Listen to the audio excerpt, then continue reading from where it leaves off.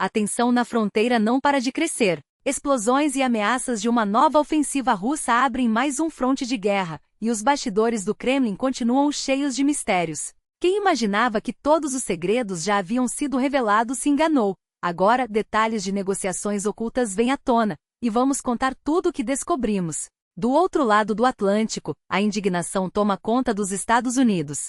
O brutal assassinato de uma jovem ucraniana em Nova York chocou o país. A Casa Branca não esconde a revolta, e o presidente Biden exige nada menos que a pena de morte para o criminoso. Enquanto isso, Donald Trump faz promessas bombásticas sobre o conflito, deixando o mundo em suspense. O que exatamente o ex-presidente propôs, e como o Kremlin vai responder? Mas as surpresas não param. Na Bielorrússia, satélites capturaram imagens de bases militares sendo construídas em segredo, preparadas para abrigar mísseis nucleares. Jornalistas investigaram e encontraram pistas alarmantes. Perto de Minsk, uma antiga instalação soviética foi reativada com velocidade impressionante. Estradas, depósitos, hangares e fortificações surgem do nada, tudo estrategicamente posicionado para ameaçar a Ucrânia e a OTAN. O regime de Lukashenko insiste em negar envolvimento, mas as fotos não mentem. E a Polônia não vai ficar calada. Depois que drones russos invadiram seu espaço aéreo, Varsóvia convocou o representante diplomático da Rússia para prestar explicações.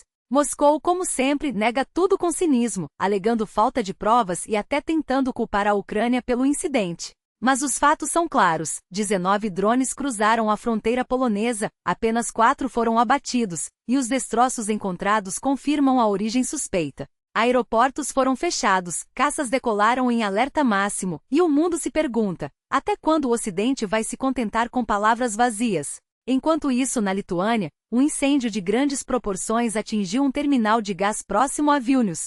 8 vagões-tanque carregados de combustível explodiram, espalhando chamas visíveis a quilômetros de distância. Autoridades alertaram a população para fechar janelas e evitar sair de casa, temendo contaminação química. Um trabalhador ficou ferido, e a causa ainda é investigada, mas a suspeita de sabotagem paira no ar. A empresa responsável nega a responsabilidade, mas a tensão é alta. Qualquer erro nesse tipo de operação pode ter consequências devastadoras. Nos Estados Unidos, o caso da ucraniana Irina Zarudska comoveu o país. Biden não mediu palavras ao chamar o assassino de monstro e exigir justiça imediata. O criminoso, com um histórico de 14 detenções, estava solto e atacou a jovem de forma brutal no metrô. As imagens do crime são chocantes, e a pressão por uma punição exemplar é enorme. A pena máxima para esse tipo de crime federal pode chegar à prisão perpétua ou até à pena de morte, dependendo da decisão judicial. A Bielorrússia, por sua vez, acelera a construção de bases militares em ritmo alarmante.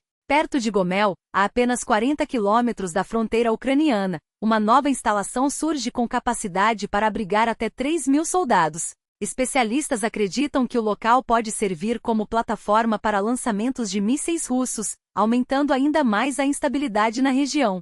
Enquanto Lukashenko finge neutralidade, as evidências mostram o contrário. O mundo assiste a tudo isso com apreensão. Cada novo incidente reforça a urgência de uma resposta firme. Até quando vamos esperar para agir? As provocações russas não param, e a cada dia que passa, o risco de uma escalada maior se torna mais real. É hora de deixar as hesitações de lado e mostrar que a linha vermelha foi ultrapassada. O que você acha? Esses sinais são apenas acidentes isolados ou alertas de algo muito mais perigoso? Sua opinião importa e seu apoio nos ajuda a continuar investigando e informando. Juntos podemos fazer a diferença. E esses são apenas alguns dos fatos que expõem a gravidade do que está em jogo. Como podemos aceitar que um criminoso reincidente, diagnosticado com esquizofrenia e com histórico de violência armada, seja solto sob a simples promessa de que voltará para o julgamento? Onde está a lógica? Onde está a proteção à sociedade? O juiz que tomou essa decisão, aliás, um apoiador declarado de Kamala Harris, preferiu arriscar vidas inocentes em nome de uma suposta clemência. E o resultado? Mais uma tragédia evitável, mais uma família destruída. Irina deveria estar viva hoje. Mas não está porque o sistema falhou. E falhou porque priorizou a ideologia em vez da segurança. Enquanto isso, no fronte internacional, a Rússia avança suas peças no tabuleiro com uma frieza calculada. As ambições territoriais de Putin não se limitam ao que já foi tomado. Ele quer mais. Muito mais. As negociações que alguns insistem em empurrar como solução, não passam de uma armadilha. Imagine só, congelar o conflito agora, entregar 20% do território ucraniano, incluindo regiões estratégicas, e chamar isso de paz. Mas que paz é essa? Uma pausa para que Moscou reorganize suas forças e volte com exigências ainda maiores? Porque é exatamente isso que acontecerá. Os números não mentem. Nos últimos 2 anos, a Rússia mal avançou 1% no campo de batalha, mas isso não a impediu de pressionar por concessões territoriais que vão muito além do que já controla. E o pior, há quem esteja disposto a ceder. Os Estados Unidos, por exemplo, já deixaram claro sua frustração com a Ucrânia. Quantos mais precisam morrer? 100 mil? 1 milhão? Perguntou o vice-presidente, como se a vida de ucranianos fosse uma moeda de troca em um jogo geopolítico. Mas a pergunta certa não é quantos, e sim porque ainda se insiste em negociar com um regime que não respeita acordos. Putin não quer paz. Ele quer rendição. E cada centímetro de território que lhe for entregue será usado como trampolim para a próxima invasão. Já vimos isso em 2014, quando a anexação da Crimeia foi apenas o primeiro passo. Agora falam em congelar a linha de frente, como se isso fosse impedir novos ataques. Como se a história não tivesse ensinado nada. E o que vem depois? Um novo começo econômico, como sugerem alguns?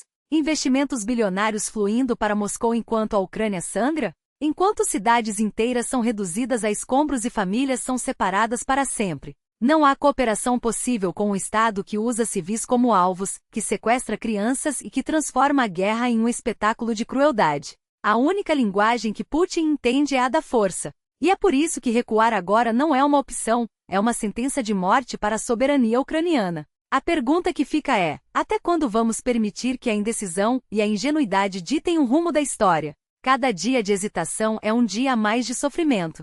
Cada concessão é um convite para que o próximo ataque seja ainda mais brutal. Não podemos nos dar ao luxo de errar. Não quando vidas estão em jogo. Não quando o futuro de uma nação inteira pende por um fio. O que você acha? Essas negociações são realmente a saída ou apenas uma forma de adiar o inevitável? Sua voz faz diferença. Compartilhe, comente e exija respostas. Porque só juntos podemos garantir que a justiça não seja mais uma vítima dessa guerra. Até a próxima, e que as notícias sejam sempre a nosso favor.